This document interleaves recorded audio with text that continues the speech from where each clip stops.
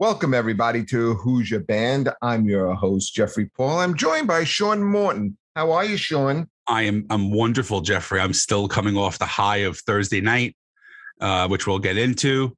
Yeah, let's take a second for that. I've been chomping at the bit for like 4 days to talk about this. Oh, listen, since you've gone to this, I've been waiting I've been trying to avoid you because I don't want to talk about it, without doing this on the show. I actually prefer when you avoid me. I know you do. Okay. So but before we get into that, I just wanted to let the viewers, listeners know our summer schedule. Okay. Because we've been releasing these episodes a little far apart. We used to do it every week, but now because of the summer, because I've been on the road a lot. You do shows on the road. You're going to concerts. I mean, and summertime, things happen. Sure. So we've been releasing shows a little further apart. So everything is cool. We're just spacing out the shows, and by the time middle of August comes around, we'll be back to like pretty much a normal schedule. Yeah, I agree. Okay? I agree. It's like the summers kind of dip off for everything. You're going really hard as far as comedy goes in the summertime. I tend to like drift off in the summertime and just enjoy the concerts a little bit more. Yeah, well, it's like I'll work these different resorts. I'll do these different rooms I don't get a chance to do. Like this week, I was last weekend. I was in Gettysburg at the Church of Satire, which is a great club, and I think you should be headlining there. It's a great room, and it's great to, like, when you're done with the shows on Friday and Saturday, to spend Sunday there and tour the battlefields. Really interesting. A lot to see, a lot to learn. And then I came home. I did a Spectrum stand-up comedy showcase. I saw that. Yeah. And then I was out on the road the next day in Springfield, Massachusetts. And during the day, I went to the Basketball Hall of Fame, which was a lot of fun. I brought my son with me, so we had a great time. And so I come home this week. I'm in the city a little bit. Then I'm back out in Lancaster over the weekend. But that's the schedule, and folks. So that's what we're doing. We're spacing things out a little bit because you can see we're both kind of like busy over the summer. But Sean had a great Thursday night. Sean, tell the folks what you saw.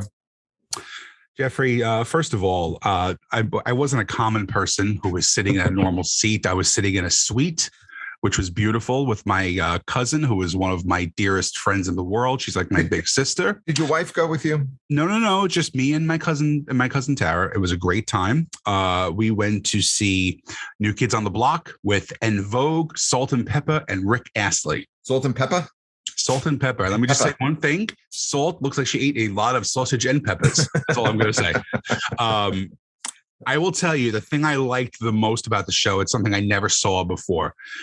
So about 8 o'clock, the DJ comes out. It's the guys from Naughty by Nature.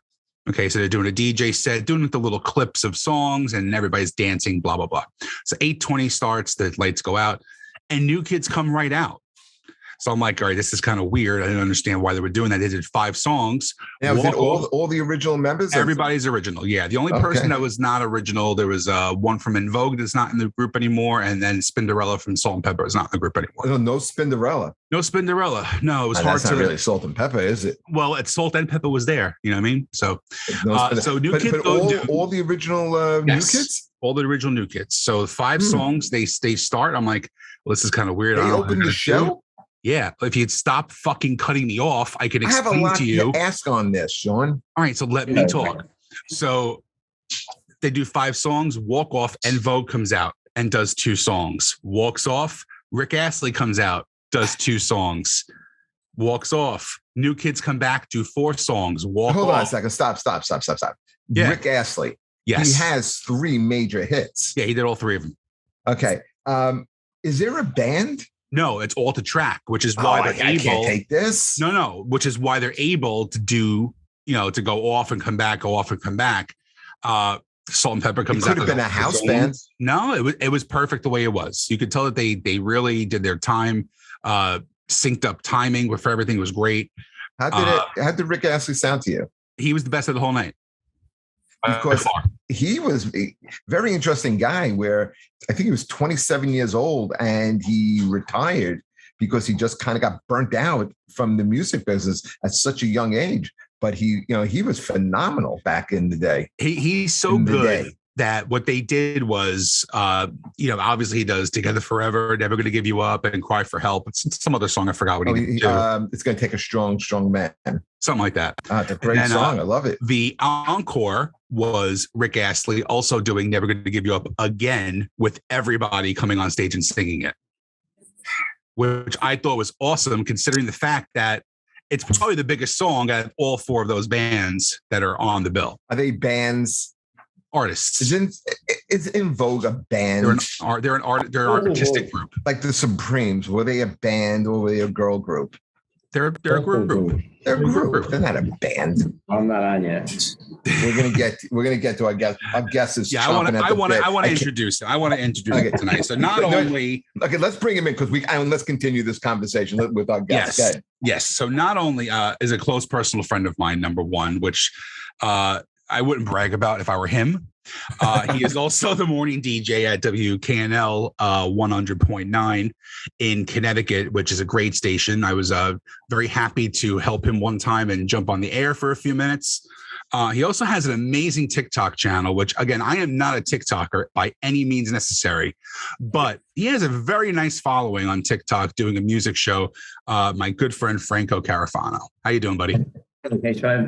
Thanks for having me. It's going to be fun. It's going to be a great time. It's going to be a great time. What surprised me, though, I saw you post that this is one of your favorite hour of the week, and to have me on it, it's not going to make it your favorite hour. No, it is. You know why? You pick me? I picked you because, first of all, I've wanted to have you on for a long time. And whether you believe that or not is another story. I like talking to people who love music. Now, we used to have a talent coordinator that sometimes would book the very worst guests you could ever imagine. He would get us some great guests. Don't get me wrong. Like we had Bobby, he got us by like Bobby Rydell and, some great old, Billy Vera. But then he would get us like a chef who wasn't really into music, who didn't like music. Right.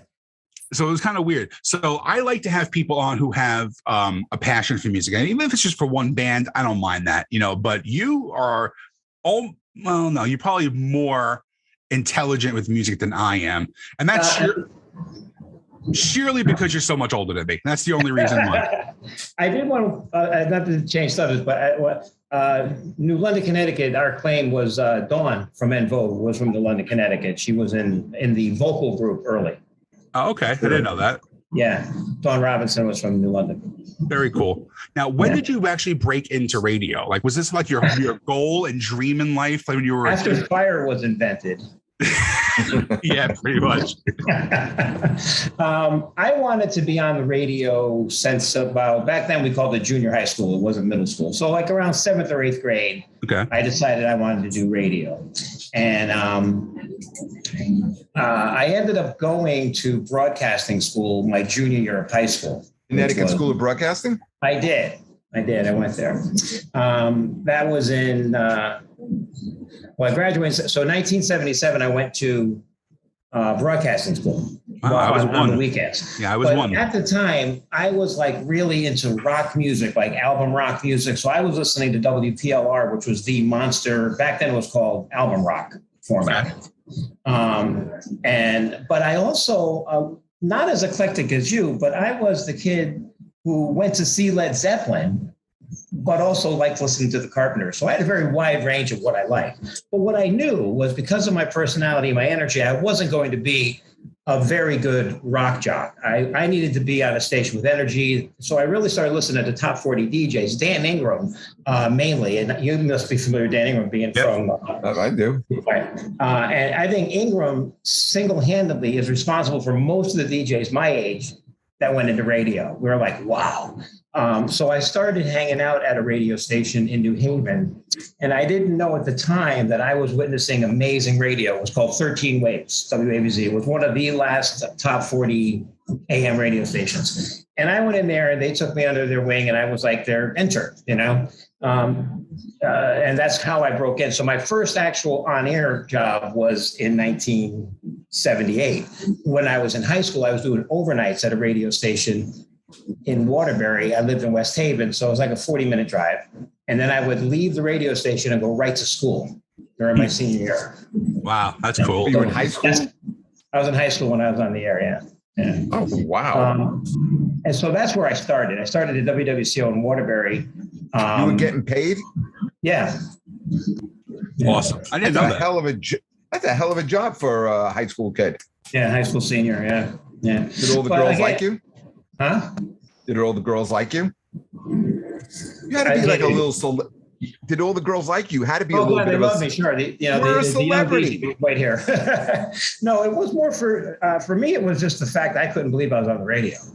And that was I did the overnight shift there at WWCO. So that was like my first experience. And from that I moved on. I never went out of the state. I wasn't one of those guys that worked at a million radio stations either, because I was at one radio station for 25 years. Wow. Q105 and Rye.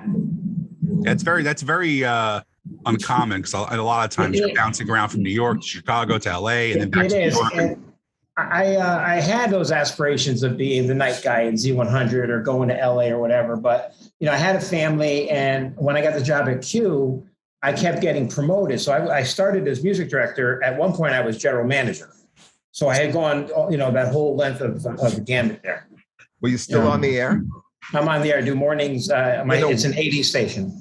Yeah, I was on the air when I was GM. Yeah. Okay, right. Because sometimes, if you saw the Stern movie, remember, he wanted to break in as DJ, and he starts as a DJ, doesn't work out very well, and he winds up becoming the general manager, but he really wanted to be on the air. Yeah, no, it's really hard. Like I was GM and morning guy for a while, but you can't be good at both. You can't be great at both. It's impossible. Right. It's just like being a comic or being a booker. You can't be both. You can't be both, which is why if you've seen my comedy, I chose booking. I have seen your comedy, and that's why you're a very good booker. But you know what, Franco, hold on a second. Let's go back to Sean Morton, okay, because we wanted to bring you in for this. Let's go back to him. How long do you know Sean? Sean, 4 or 5 years, probably. 4 or 5 years. Okay, so you met Sean, you've seen Sean, you spoke to Sean. Sean is tattooed up and down his arms that he looks like he can be in Alien Ant Fly or Ant Farm. He could be in Pantera. He could be in any one of these bands. He could be in Soulfly. Okay, but he goes Thursday night to see New Kids on the Block, In Vogue, Rick Astley, and Salt and Pepper. And Salt and Pepper. Okay, God forbid I forget them. Okay, so and he's not just excited for this. He's over the top of, like he's excited. So what do you think? What do you make of Sean? This guy who went there wearing a Motley Crue shirt. I did. Okay, I was following this whole saga. Okay, and he goes and he's sitting in his suite and he goes to see New Kids on the Block. Sean is somebody who has an incredible passion for music, and it doesn't matter what it is. I'm not surprised he was at the New Kid show at all. Doesn't surprise me at all. Would you have gone? No. So I'll explain to you something. All right. I'm going to get a little personal here. And this is something that I don't want to bring the show down. Okay. But in December of 1988, 2 days after Christmas, my grandmother passed away. And then that was when I really dove headfirst into music, because that was kind of like, they didn't really do therapy for kids at that point in time, so I dove into music. So now if I look at the passionate part of my music collection, it's always between 1989 and 1992 for some reason. That's like the era of like my favorite music. And it's like, there's other genres and time periods I like. So keep in mind too, Jeff, that when New Kids on the Block came out, I was in 7th or 8th grade. So all the girls lost their minds over these people, right? So what's the one thing you should do? Should you go, oh, fuck that, I don't want to listen to that, and just stand with all the dudes on the corner playing dodgeball? Or do you say to the girls, hey? Oh, he just froze. Look, stuck with me. It's a good point. It's a great point. So exactly now what smart guys did when the Beatles were hot. When the Right, they were exactly. the guys that love the Beatles. They had to hang out with the girls. Franco. So now fast forward 35 years. I'm going to this New Kids concert, and guess who's there?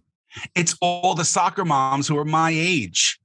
But you're a married guy already. It doesn't matter about that. I'm just talking about ship is past. It's ship is past, but I'm just saying, would you rather go to a Dream Theater concert and stand there and look at all these nerds looking at John Petrucci's hands, how he's playing a solo, right? Right. And just looking around and seeing two chicks at the concert, okay? Or would you rather go to a New Kids concert where you have 20,000 women there, 200 guys? Okay, let me answer that question. I know you go. Okay, and I'm going to bring you back to my high school days. I'm going to reveal something.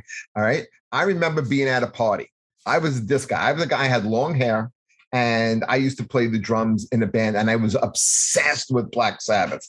And it was right when it was about 1980, and Ozzy had left Sabbath, and I didn't know what the new Sabbath album was going to be. And I remember being at a party and I'm talking to this girl and she's kind of digging me a little bit, but all I'm talking about is Ozzy and Black Sabbath.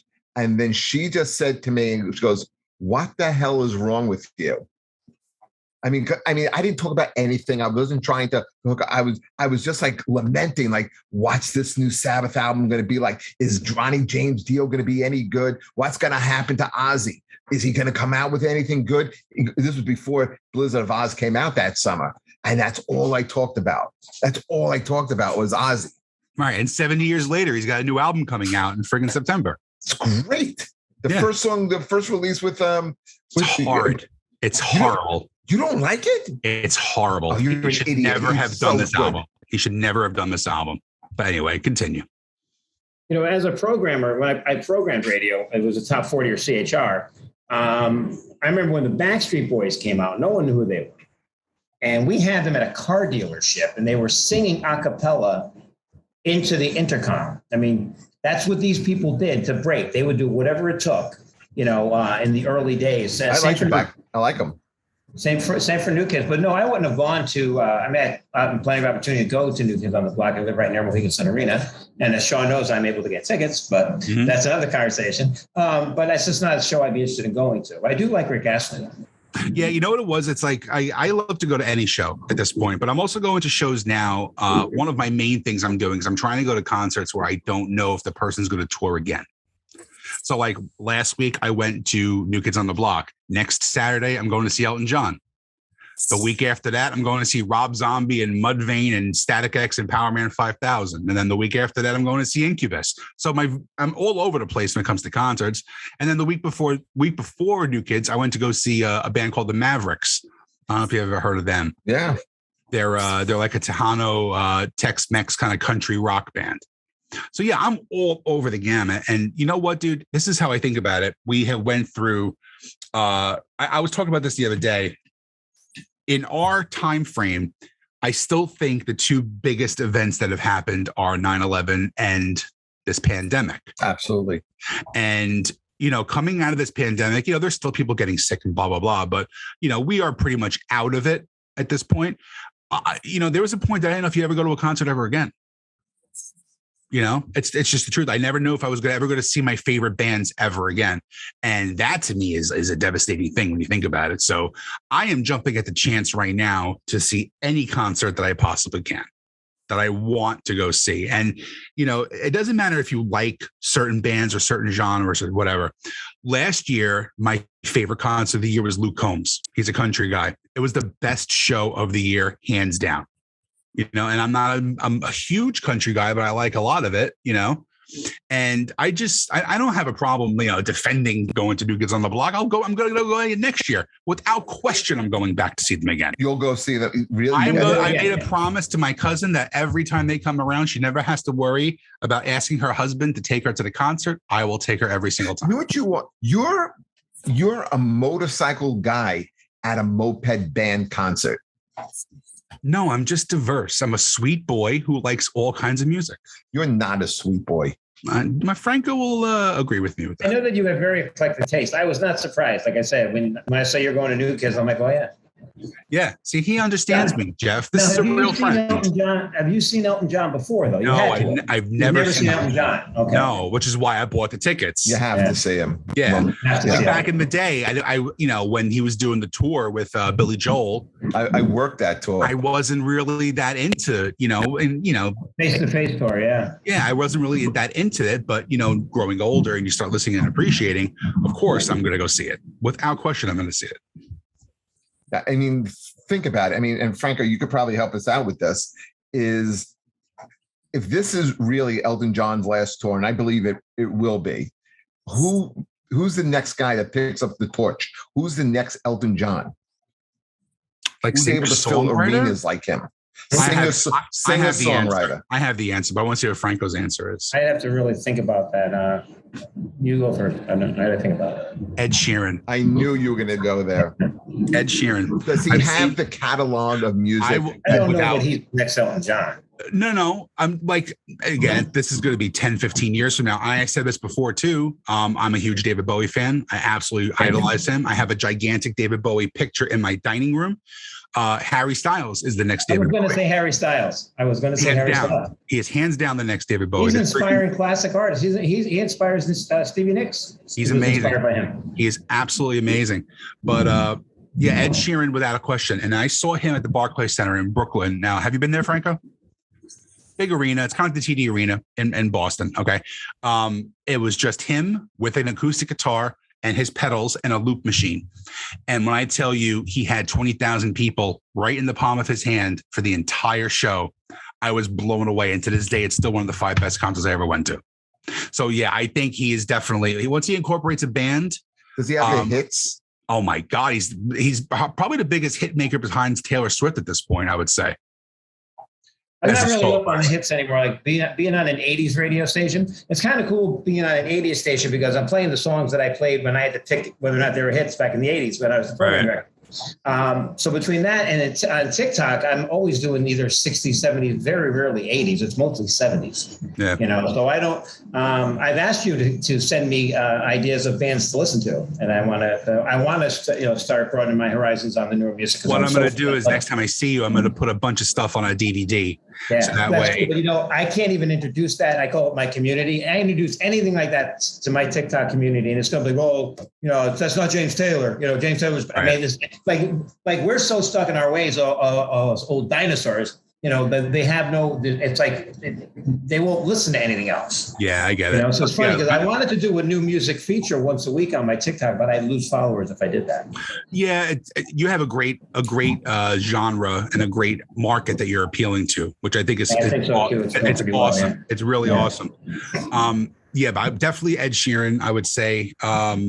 I don't know if Harry Styles is there yet. I kind of see him going. Is Harry Styles a performer or is he also a songwriter? I know Ed Sheeran is a songwriter. He's a musician, much like Elton John is. But is Harry Styles that? Yeah, he is, and he's also like has the pop culture thing too, where like when we took Kimberly's daughter, my stepdaughter Catherine, her and her friend, we drove them over. We got a Harry Styles tickets.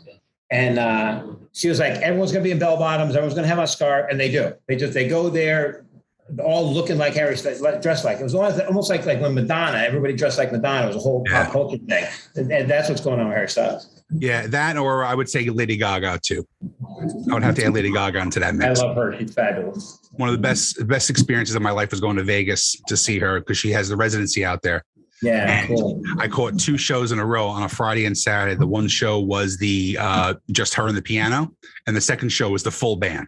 So, Jeff, what do you think of that? Sean all tattooed up with a Motley Crue shirt in Las Vegas going to Lady Gaga. Surprise you? No, because this is a guy who stood online and gushed when he got to meet Mariah Carey. I did 5 hours in the cold. He loves Mariah Carey. Yeah. I do. So, I mean, very little of Sean's music taste surprises me. I'm just, but it's just like New Kids on the Block. That took me back a little bit. But what I wanted to ask you, Franco, because you do go back a while. 2 questions. What is your favorite era or decade? Let's put it that way. Your favorite decade of music, and what do you think the best year in music was out of that decade? Wow, that's tough. We talk about that a lot. I think the 70s was the best decade for music. And I'm kind of torn on the best year. And one way I think it's 72, which is where where the singer-songwriter era kind of replaced the Beatles. All that Carole King. Carole King, James Taylor, all the Tapestry comes out that year. Yeah, I think there's something really magical about that year. Well, then what happened was it got too sleepy. The music got too sleepy, and then 75 came. Springsteen, Born to Run. That was a game changer, and Kiss. So for me, it's the 70s, although I like the 80s because I played the 80s and I programmed during the 80s. And so many of the songs in the 80s would not have been hits if it hadn't been for MTV.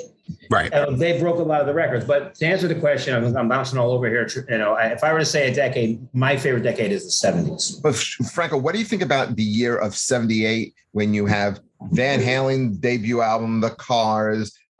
You have, I think, Aerosmith was big with the bootleg album. I mean, for me, 78 always really stood out as I think maybe in that my top 3 favorite years of rock music. Right. And also disco was going to be starting to fade out at that point. You're coming right off Saturday Night Fever and all the disco one-hit wonders, and they were kind of going in the rearview mirror. And then the 80s became the game changer. But 78 was a great album, a great year for albums. I just did a piece on the albums of 1978 on TikTok. What albums did you talk about? I'd have to look them up. I can't remember them. Sean knows I can't remember stuff. But Van Halen's first album came out, like you said. There was just like one after another. The Cars.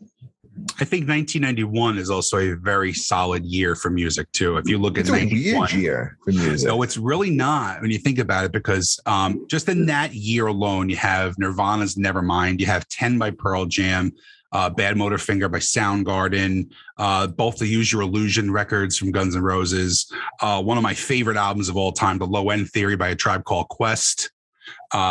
You have Primus debuts, which I can't stand Primus to begin with, but a lot of people I don't know why you say that.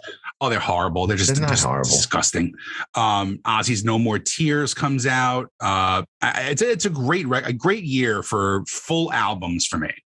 All right. The 90s, I will tell you from programming a radio station standpoint, was a very challenging decade to program radio. And the reason being, well, you mentioned Nirvana in 91 and of course the Seattle sound just started I'm not saying they broke it, but they were the first ones to have a hit. They weren't the first ones to do it, but they were the first ones to have a hit. Who was the first group to do it? I would say like the Melvins or Mudhoney or was there Green Tree or Green River. Green River. Yeah, so those kind of bands had that sound to begin with. They didn't have hits though. No. But what happened with Top 40 Radio is you had the hip hop on one side was just exploding, monster, and then you had the Seattle grunge, alternative rock sound, and there was nothing in between to balance Top 40 Radio. That's where all the we call them waste songs that came in, but they were like Soundgarden, songs that could come in that could balance, not Soundgarden, but songs that could come in that could balance the playlist, the top 40, the NSYNCs and stuff like that. That was a challenging time to program Top 40 Radio. I would imagine so. It's very it's all over the place. It was all over the road. That's where I was in high school. That was my high school era. So that's this is why I don't like 91, Sean. Okay, is because, like Franco said, it introduces the grunge era. And you know me, I was a big metal guy. So in 91, all of a sudden, goodbye to Skid Row and Judas Priest and Warrant and all these bands that were just like all over the place that were getting the end caps in record stores and were on radio. All of a sudden, those bands were gone within like a 6-month period. Yeah, overnight. And now all of a sudden, you had this whole influx of Seattle sound. And that killed me because that was my music. But because you're one-sided. See, I was also Yes, I can get into what he said about listening to Led Zeppelin and the Carpenters. I love the Carpenters. Of course you do. Why wouldn't he? Just That's hearing that makes me want to throw up. Why? See what I did there? See what I did there? Anyway. No, but you know what? He mentioned all the hair bands. They all had power ballads. Oh yeah, power ballad was conceived by Richard Carpenter. Except for Iron Maiden. But most of the the hair bands all had a power ballad. Sure, and that was like their something big that single. Richard Carpenter did in '72. That's right. You're not telling me that Richard Carpenter is the fucking godfather of hair metal. Superstar was a great I'm power saying that he ballad. invented the power ballad. That's right. He conceived it. Really? I would say in my life is more of a ballad. No, it's not a power ballad. If you crank it up loud enough, it is. No. Goodbye to Love by the Carpenters was the first ballad to have a fuzz guitar in it. I didn't know that. What song was it? Goodbye to Love. They called in a session player and they said, we want you to do a solo here. So the guy was doing something really slow. And he goes, no. I want Richard Carpenter directed him to go crazy on the fuzz guitar. So it's kind of like the blueprint to the power ballad. Franco, when you do your decades of music on TikTok, let's go back to 78 for a second. Besides Van Halen, okay, I just brought it up here. You have Some Girls by the Stones, Parallel Lines by Blondie, This Year's Model, Elvis Costello, Darkness on the Edge of Town, my favorite Springsteen album. I think that came out in 75. 75, I think. Yeah. Devo, Kate Bush, The Kick Inside, Billy Joel, 52nd Street. Come on, man. This Bob Seger, Stranger in Town, Who Are You? This is an incredible year for music. I'm not disagreeing with you. I'm just but can you see how 75 was that was kind of the year I feel that like kind of woke up the radio, because the radio was all like John Denver, and I love John Denver, but he was all over the radio, sold millions of records during that time period in the 70s, and there was really no rock and roll. Nothing loud.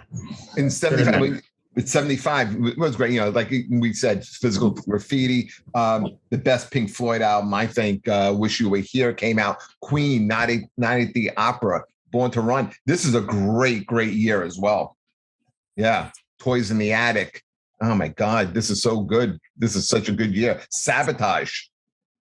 Elton John, Captain Fantastic. We get it. It is a good year. You don't have these kind of years anymore. No. You don't. I mean, honestly, it is rare because like now music is very different right now. Like every Friday, the first thing I do when I wake up in the morning, I go and see what pizza you're going to order. What's it? Well, that's true too. It's only one place, but anyway. So I look and see what the new releases are.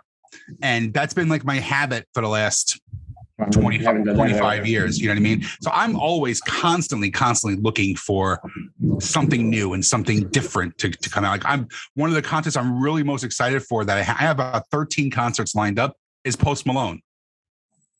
Like I am really. Where you going to see him? MSG. Really? He's playing a venue that big? Yeah, he sold out MSG and he sold out Prudential Center in Newark too.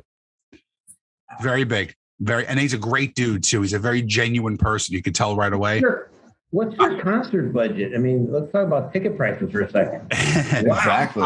The most I spent, I think, ever for a ticket was Guns N' Roses for when they came around. I think I was paying like $1.75 a piece for those. Like there's certain shows that I will like. I love a band called Toad the Wet Sprocket. I absolutely love them. Okay. Great band. 90s band. They're expensive. They're playing the Count Basie Theater in Red Bank it's a beautiful theater, by the way. It's an absolutely majestic theater, but next door, they have a very small venue called the Vogel and maybe holds 300 people. So like the front 3 rows are $200 a piece. Wait, are they playing the Vogel? They're playing the Vogel. Yeah. They're playing a 300-seat venue. Yep. And then tickets are like $80 to $100 a piece for most of the venue. You think they can fill a bigger venue? Not anymore, unless you have a bigger band with them. Yeah. A lot of those 90s bands do that. They were on Columbia Records. They had a couple of hits. They had a lot of hits. They had more than a couple. They had probably about 7 or 8 really big hits at this point. But I wanted to see them, but I'm not going to spend $100 for them. Melissa Etheridge, one of my all-time favorites, I could not spend $300 to see her at Radio City. I just physically couldn't do it. You could have came to see her at St. George. They were expensive too. And she did City Winery as well. They were $200 a piece. And That's a great venue to see her, though. Yeah, it is. That would have been worth it. Elton John with everything was $1.50 a piece. So I will pay $150 to see Elton John any day of the week. But yeah, my budget goes a little crazy with. That's kind of crazy. Yeah. The 1 year I found my Led Zeppelin. My sister found our stubs for Led Zeppelin in '77. I think it was like $14. It's amazing, isn't it? Where was that? Madison Square Garden. Was that from the filming of Song Remains No, they the filmed Same? that in 75. They filmed, the Song Remains the Same. There was no footage from that in that. That was their 75 tour. But we saw the final show of the Madison Square Garden 5 nights that they had. Wow. Unbelievable. Certain shows like you wish you could have went to. Like I would love to have seen Led Zeppelin. I would love to have seen Black Sabbath in the 70s. I would have loved to have seen Guns N' Roses in 87. So that's what I love talking about, guys who are so much older than me, like you two. You get to hear. There's a really cool story about Guns N' Roses. I forget the A&R guy who signed them, but there was like a lot of competition at Geffen Records as to who was signing the better bands. And this guy had, I can't remember his name, but he had signed Guns N' Roses. They sold like 200,000 records, and Geffen was going to drop them. And they were going to drop Guns N' Roses. And he's like, you can't drop them. They're going to sell millions of records. You got to get them on MTV. MTV didn't want to play them. So David Geffen called this guy at MTV and he said, can you give it a, don't report it, just play it. They played one spin at 4 a.m, and that was it. Yeah. I heard you're right of Welcome they were to the drop Jungle. Yeah. They were going to drop. Yeah. So, did you guys ever hear this story of Paul Stanley and Guns N' Roses? No. Okay, so Paul Stanley was he wanted to produce Guns N' Roses, and Slash was kind of like a little turned off because he had tried out for Kiss and was turned down because he was too young at the time. He was 17 when he tried out. Axl was kind of indifferent, really preferred not to do anything with Paul Stanley or Kiss. But Steven Adler was the guy who was like really impressed and wanted to do it. And out of respect to Steven Adler, they took a meeting with Paul Stanley. And Paul Stanley's recollection of the meeting was Slash had like a cigarette in his mouth the whole time. Axl was falling asleep, and the only one that was attentive was Steven. So they were playing a show in LA, and it was a small private show, and Paul comes into the show, and he goes behind the mixing booth and starts changing the arrangement, starts fucking with the with the board. And Axl was incensed and said, I will never do business with this guy again. And the thing that Paul wanted to do, he wanted to change the arrangement of Welcome to the Jungle. Riveting. Yeah. Anyway, so Franco, let's talk about your such a joke. This is what I can't believe. I'm almost 100 shows into this with this guy. How you see what I have to put up with? I know somebody who actually knows about music doesn't cut people off. It's a fucking hard thing to accomplish. It really is. Because we gotta get this stuff in. We have a show about the time. Here's what I want to get in. Okay. Now, one of the things that me and Franco bonded on was our love of his favorite band. And we've talked about it before on a couple episodes. Yes, we've talked about it for a couple episodes, and nobody before is going to have as much knowledge about the Beatles as this guy does. So what was the first introduction for you for the Beatles? You're going to laugh. Ed Sullivan. Tell me. You always tell me how old I am. I do remember them on Ed Sullivan. Okay, then that's not a bad. I remember standing in front of the TV. I was like 5 years old, and I saw them on Ed Sullivan. That's a great memory, though. It's a great memory. It's a great, I remember my first concert was July 4th, 1983. I was 6 years old, and it was Willie Nelson, Johnny Cash, Waylon Jennings, and the Stray Cats. And for years, I thought it was Stray Cats? And the Stray Cats were the opening band. Yeah. Oh. So I remember this vividly because it was a giant stadium. It was 105 degrees. People were buying beer and just pouring on their heads just to keep cool. I remember this vividly. I get to meet Willie Nelson. The whole time, I think it's 1981. I thought I was 4, right? So I go bring my guitar. I get to meet Willie Nelson. And I'm saying, hey, I want to show you something really cool. It's a picture of me at my first concert. It was July 4th, 1981, Giant Stadium. And he looks at me without blinking and says, no, man, that was 83.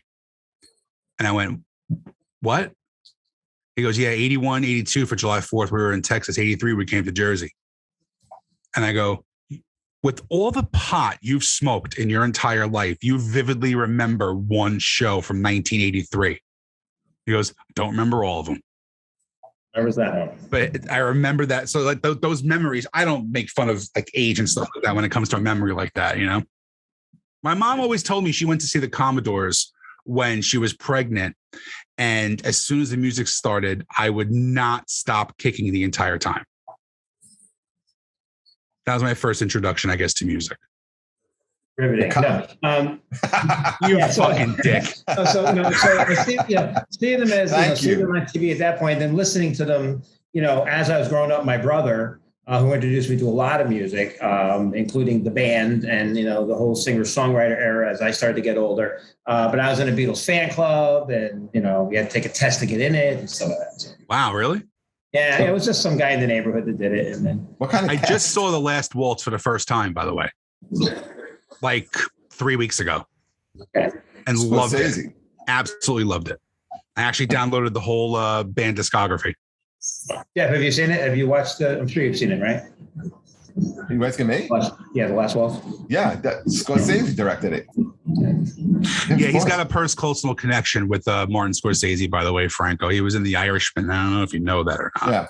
Yeah, we haven't spoken about that in a couple episodes. Yeah, because maybe no one wants to hear about that fucking Franco, story. I was in the movie The Irishman. Really? Did you see it? Did I see it? Yeah. Yeah, I didn't write the movie, but I was in it. He was in a very pivotal scene, looking like he was about to fucking shit his pants, standing next to Al Pacino the whole time. I said this. I was like, I'm going to watch this. Jeff's a good friend of mine. This is before the podcast.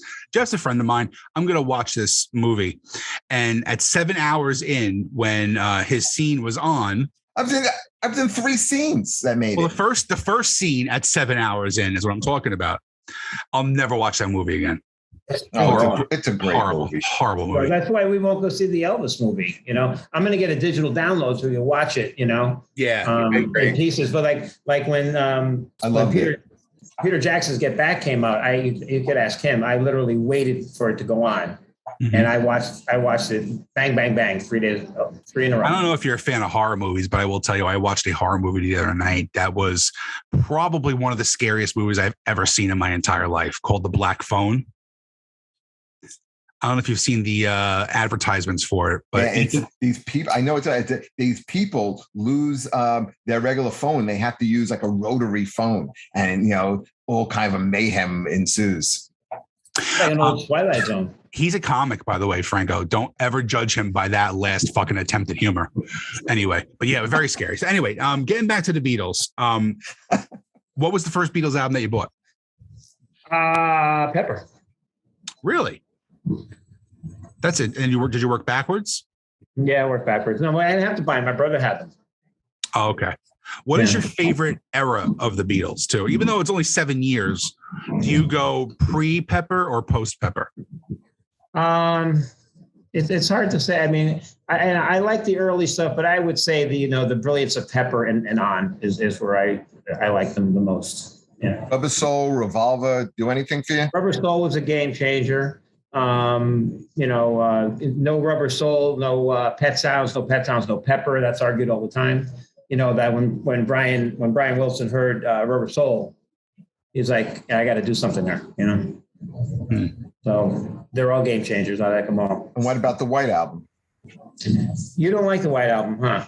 That's my favorite album. Oh, I thought you didn't like it. No, my favorite album by the Beatles. Yeah, no, I like it. I mean, I don't think that they were all happy with it. No, it was Abbey Road that John wasn't happy with. I like the White Album. It's got a lot of great songs on it. I think it showcased Eric Clapton playing guitar on Wild Night Guitar Gently, which is pretty cool. It's the first time somebody ever played on a Beatles record that wasn't a Beatle, except for Billy Preston. I also feel that Helter Skelter is the origin of heavy metal. People have argued that. People have said that. I really do feel that, because before that, you really don't hear anything super, super heavy. And that, when I heard it the first time, I was probably, 12, maybe 13. And I was into metal, obviously, at that time. When I heard it, I was like, this is where everything came from. Jeff, where are you on that? You're a metal guy.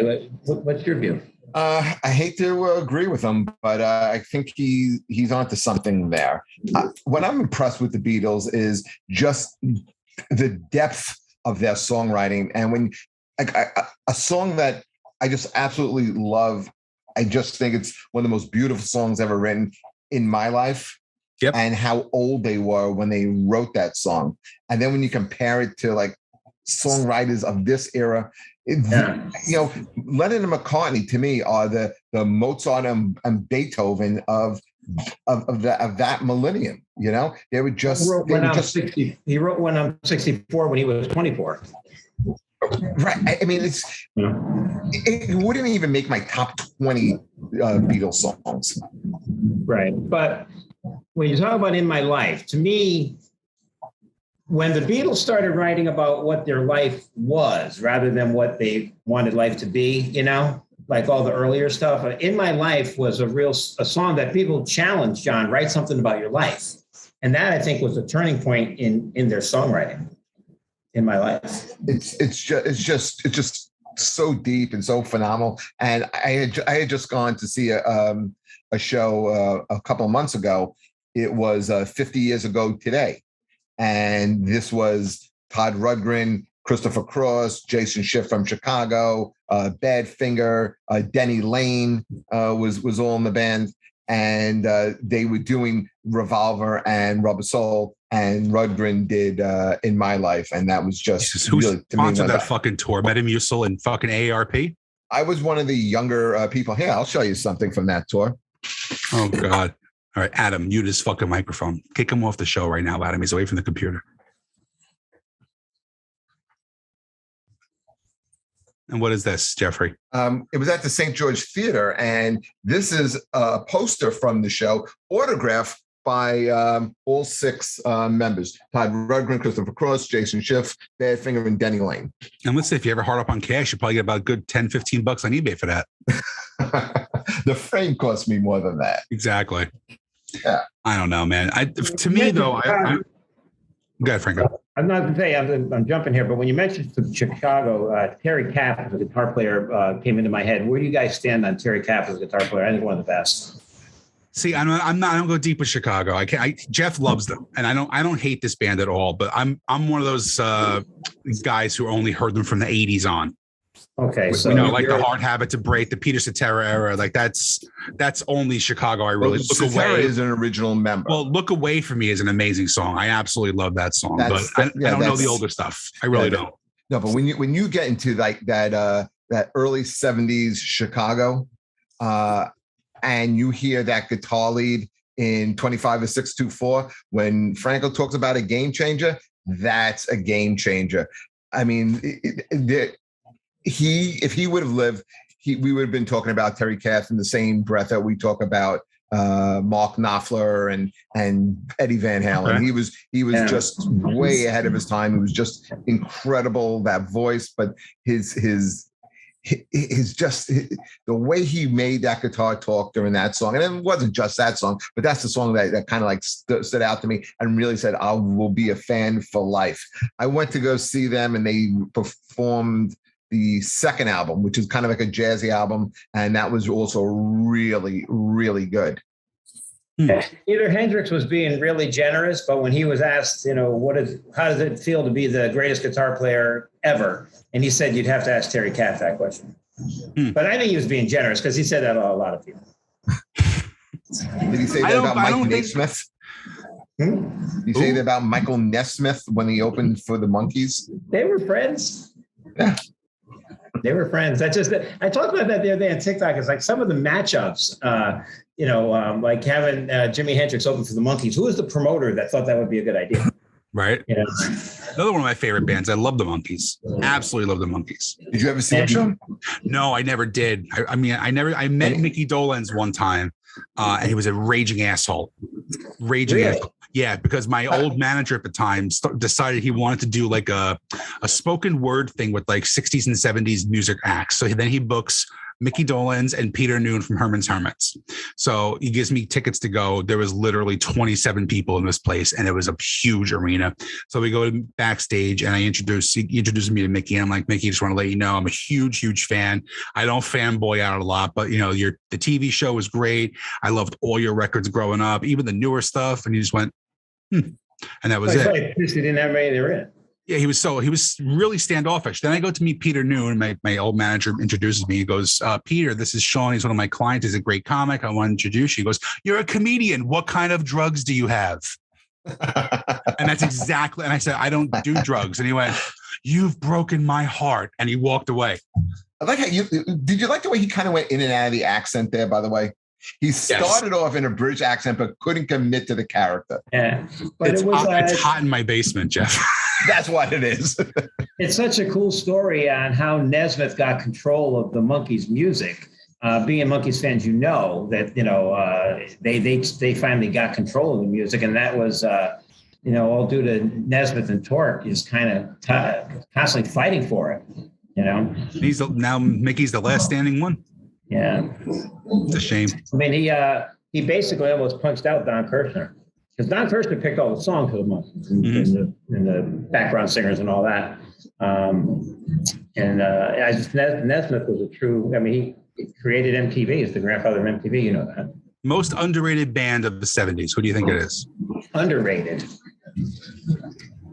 I don't think people really understand Boston.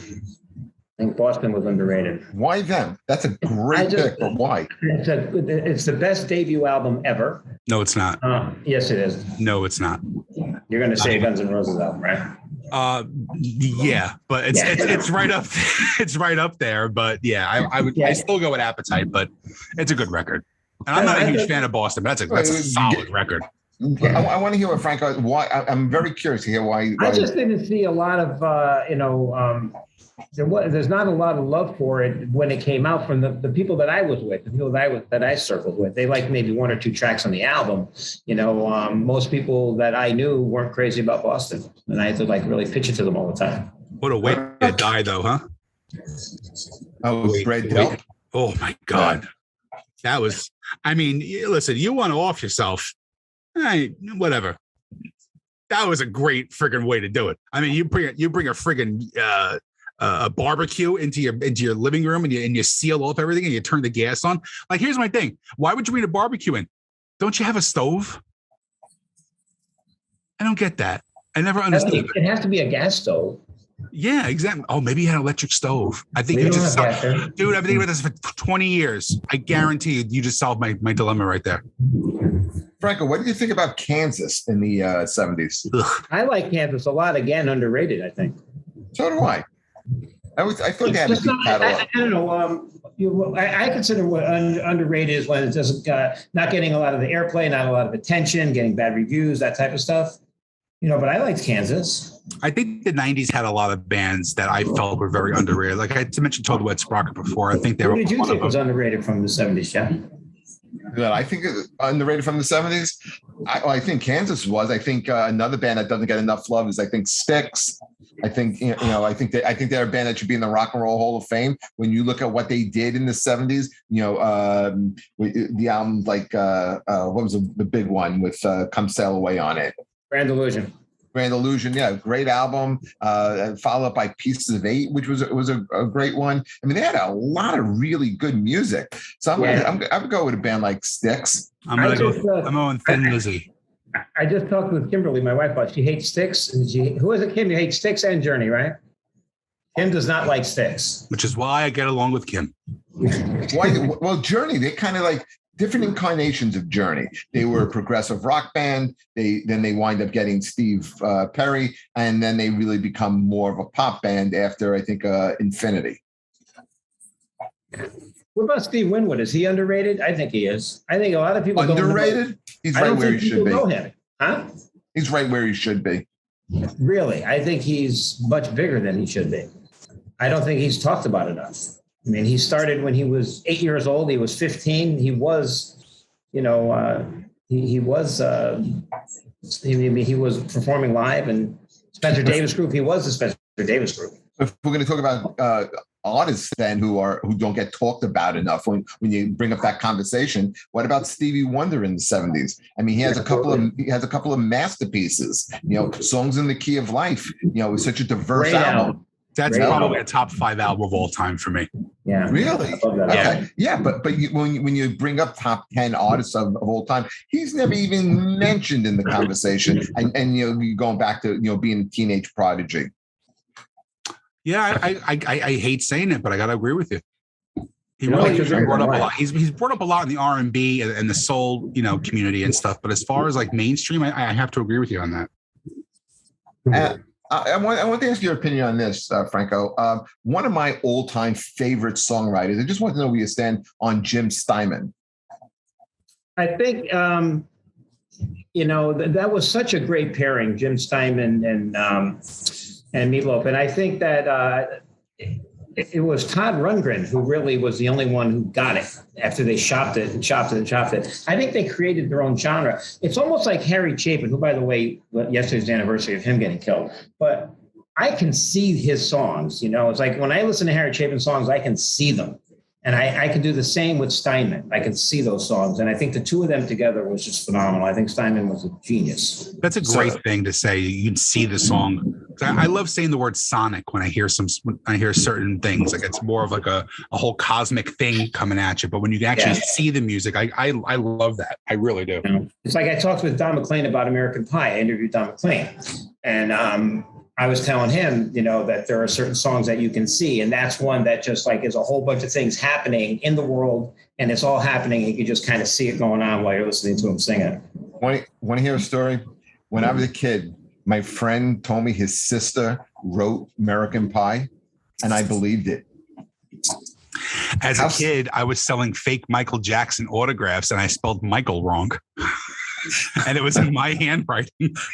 Yeah, but I was dumber than you. You still are, Jeff. I believed that this kid's sister, who lived in Staten Island, that his sister wrote American Pie. I went to school with a girl whose last name was Khan, and she convinced us that Shaka Khan was her aunt. I understand. We all believed it. We all believed it. We're not bright men. No, Franco, I want you to do this. I want you to tell me and tell the audience where they can find your show on TikTok. Okay, anybody who's on TikTok knows it's just everybody has who's on has a page, and it's at Franco in the morning, at FRANCO in the morning. And if you're into music in 60s and 70s, there's nobody that I know who can touch Franco as far as knowledge goes. Once you get into the 80s and 90s, I'll start taking over from that. Yeah, it's funny because I have a lot of Gen X that follow me, and they'll like say, hey, do a piece on Van Halen. So I did, and I actually learned a lot about You got to remember, I learn as I do these things, that I research them, and I tell my audience, it's not the stuff I know off the top of my head. I just have a way of being able to present it where they're like, oh my God, you know so much. So, well, I wouldn't have known if I look it up. Like anything else, knowledge is knowing how to find it, But I did a piece on, I did not know that it was Gene Simmons that discovered Van Halen. Oh, yeah. Pretty cool. I did not know that. So I did a piece on Van Halen, did a really detailed piece on Bon Jovi.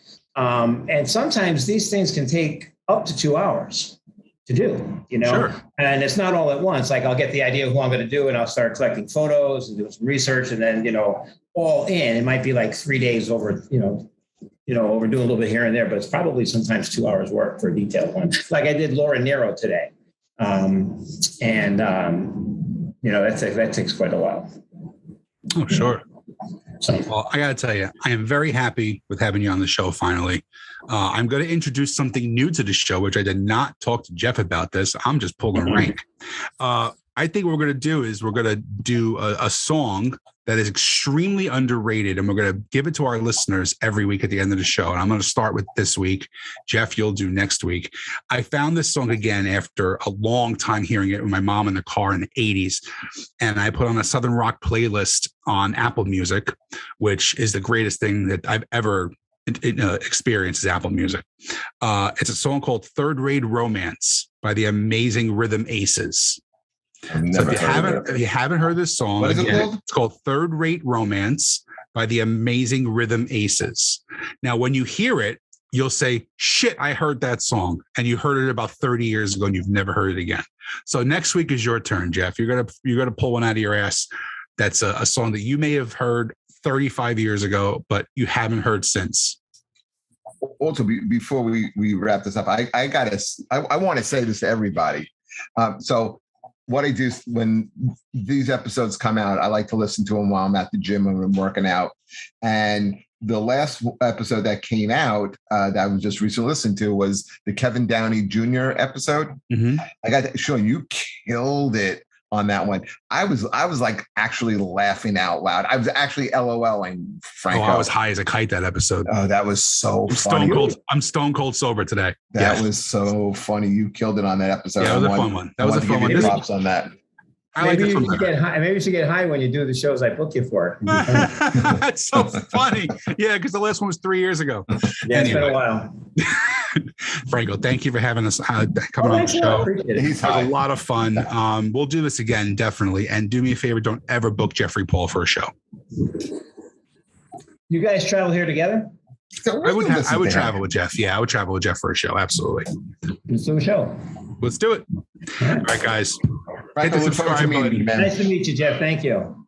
Our pleasure. Really, thank you so much. Thanks a lot, guys.